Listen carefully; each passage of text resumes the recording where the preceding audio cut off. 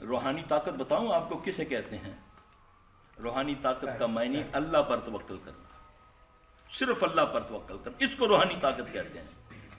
اس کو روحانی طاقت تھوڑی کہتے ہیں شعبدے بازی کو روحانی طاقت، ہیں جی؟ یہ کاغذ منہ میں ڈالا، منہ سے کبوتر نکال دیا۔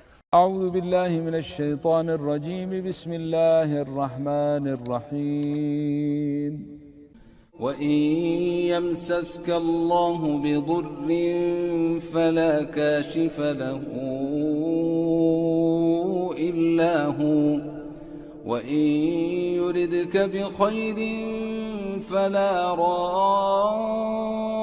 رَادَّ لِفَضْلِهِ يُصِيبُ بِهِ مَن يَشَاءُ مِنْ عِبَادِهِ وَهُوَ الْغَفُورُ الرَّحِيمُ۔ یہ تو فراڈ ہے، فراڈ، یہ تو بڑی بے ایمانی، یہ جھوٹ ہے کہ لوگوں کو شعبدہ دکھا کر ان کو اپنا قائل کرنا، ان کو اپنا گرویدہ بنانا، جو 99% ہوتا ہے۔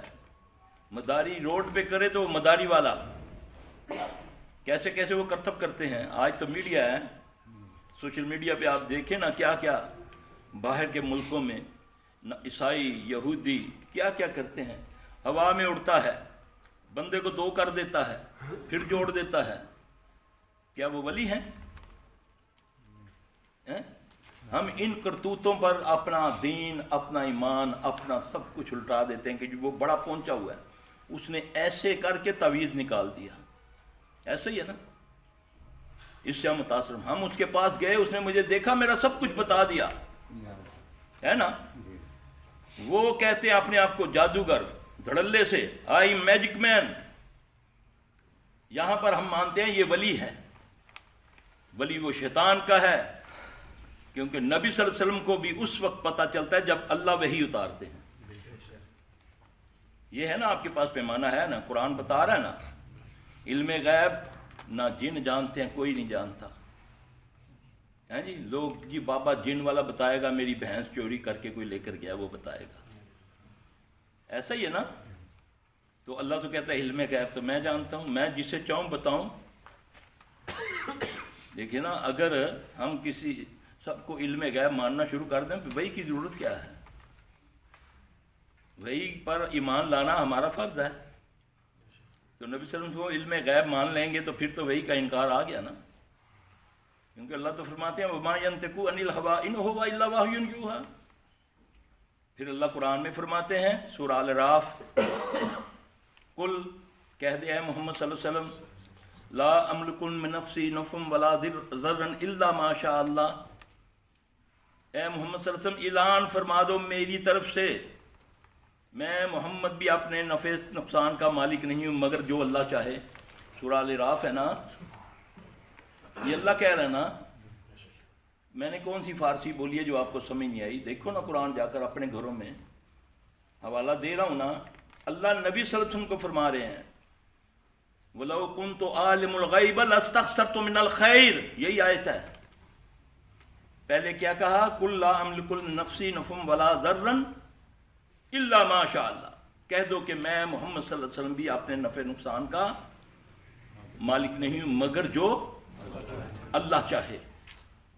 وَلَوْ كُنْتُ عَالِمُ الْغَيْبَ لَاسْتَكْثَرْتُ مِنَ الْخَيْرِ، اگر میں علم غیب جانتا تو ساری بھلائیاں اکٹھی کر لیتا۔ وَمَا مَسَّنِيَ السُّوءُ، پھر مجھ پر کبھی کوئی برائی، کوئی مصیبت ہی نہ آتی، پہلے مجھے پتہ چل جاتا۔ جیسے بیٹیوں پر آزمائش آئی، اپنے اوپر آزمائشیں آئیں، سمجھ آ رہی ہے آپ کو؟ یہ قرآن گائیڈ کر رہا ہے، جب مجھے قرآن سے دور کیا تو پھر ہم لوٹیں گے، ککھ نہیں بچا ہمارا۔ اور یہ اللہ کا فرمان ہے، نبی صلی اللہ علیہ وسلم کا فرمان ہے، جس نے قرآن میں پنجہ گاڑ دیا وہ عزت و کامرانیوں کی بلندیوں کو چھوئے گا، اور جس نے تکبر و غرور کی وجہ سے اس کو پشے پش ڈال دیا وہ ذلت و رسوائی کے اندھیروں میں چلی جائے گی۔ آج ایک بدبخت پلیت آدمی جس نے کبھی وضو نہ کیا، جسم اس سے بدبو آ رہی، جمعیں اس کو پڑھی ہوئی ہیں، تم نے اس کو اللہ کا ولی بنا دیا، جبکہ اسلام کہتا ہے کہ صفائی نصف ایمان ہے۔ نصف ایمان کیا ہے؟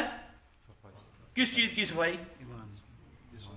جسم کی، دل کی، روح کی، تو میں تو نعوذ باللہ نہ دیکھتا ہوں کہیں بدبو، نہ دیکھتا ہوں کہیں خوشبو.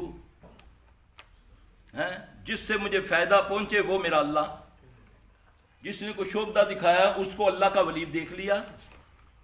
شوبدے بازی نہیں، روحانی طاقت کہتے ہیں توکل کو. ان الذین قالوا ربنا اللہ ثم استقاموا، یہ اللہ کہہ رہا ہے. جو یہ کہتے ہیں کہ میرا رب اللہ ہے. رب کا معنی کیا ہے؟ پالنے والا. اللہ نہیں، پالنے والا. پالنے سے مراد کیا ہے؟ وہ پیدا کرنے سے موت تک وہ مالک. میرے رزق، میرے پانی، میری ہوا میرے جسم کے اوپر جو ڈھانپنے والی ہے. میں ماں کے پیٹ میں ابھی 4 مہینے 10 دن کا ہوا ہوں تو میرے پاس فرشتے نے آ کر کہا کہ یہ تو کھائے گا، یہ پیے گا، یہ پہنے گا، نہ اس سے کم ہوگا نہ زیادہ ہوگا، میرا تو لکھا گیا ہے. ہاں، تقدیر کو بدلنے کے لیے صرف ایک چیز بتائی، وہ صرف دعا، جو ہم نہیں مانگتے، کرواتے ہیں پیسے دے دے کر، ہے نا. مولوی نے پیسے دے تو دعا کروا لو. کبھی پیسوں سے بھی دعائیں قبول ہوتی ہیں. تم کسی کو صدقہ خیرات کرو، اس سے یہ تقاضا کرو کہ میرے لیے دعا کرو، تیرا صدقہ ضائع ہو جاتا ہے.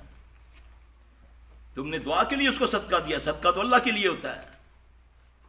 ہاں، وہ تمہیں کہے تو نے اس کا بھلا کیا، وہ جس کو آپ نے دیا وہ کہے کہ اللہ تیرا بھلا کرے، جزاکم اللہ خیرہ.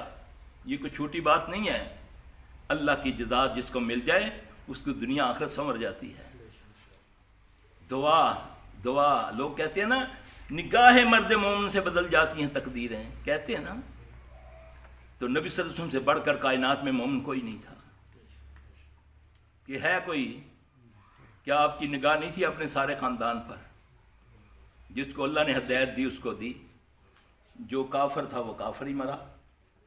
جا کر کہا میرے کان میں کہہ دو کلمہ، نہیں کہہ سکے. ہاں، دعائیں مرد مومن سے بدل جاتی ہیں تقدیریں. کیوں؟ کہ نبی صلی اللہ علیہ وسلم نے فرمایا کہ اگر تقدیر کو کوئی بدل سکتی ہے تو وہ دعا ہے. دعا خود کرو، لیکن اس کے لیے شرط ہے. وَإِذَا سَأَلَكَ عِبَادِي أَنِّي فَإِنِّي قَرِيبٌ. اے میرے پیغمبر، جب لوگ تجھ سے پوچھیں، لوگوں سے کون مراد ہے؟ خاص کے عام. جب جن و انس جو بھی آپ سے پوچھتا ہے کہ اللہ کیا ہے، اللہ کہاں ہے، تو انہیں کیا کہو؟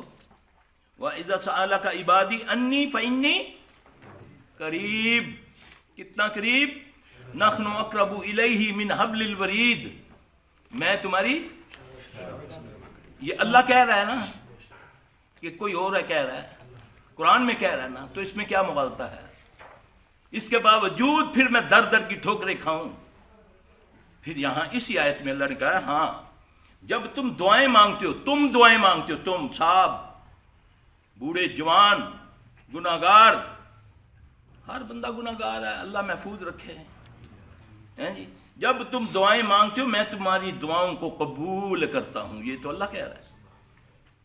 فَلْيَسْتَجِيبُوا لِي وَلْيُؤْمِنُوا بِي لَعَلَّهُمْ يَرْشُدُونَ. مگر تمہیں چاہیے کہ میرے حکم پر چلو. یہ شرط ہے دعا کی قبولیت کی. پیٹ میں ایک نوالا حرام کا ہوگا، کسی صورت بھی اگر کمایا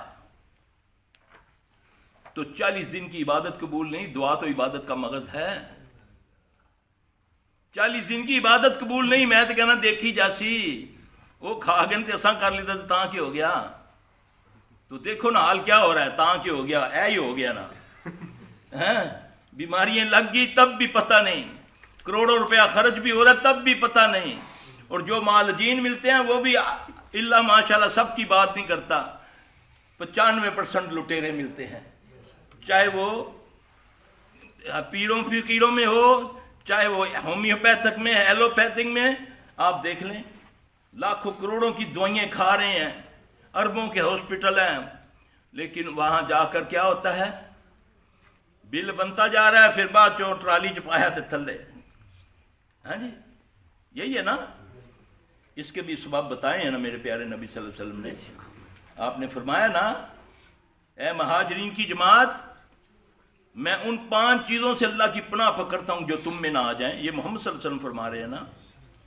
ہمیں جانے ہی نہیں دیا محمد صلی اللہ علیہ وسلم تک. ہمیں تو راستے میں روک لیا فرقہ پرستی نے. امام میں جو ہمارے امام بنائے ہوئے ان پر روک دیا، نبی تک تو جانے ہی نہیں دیا۔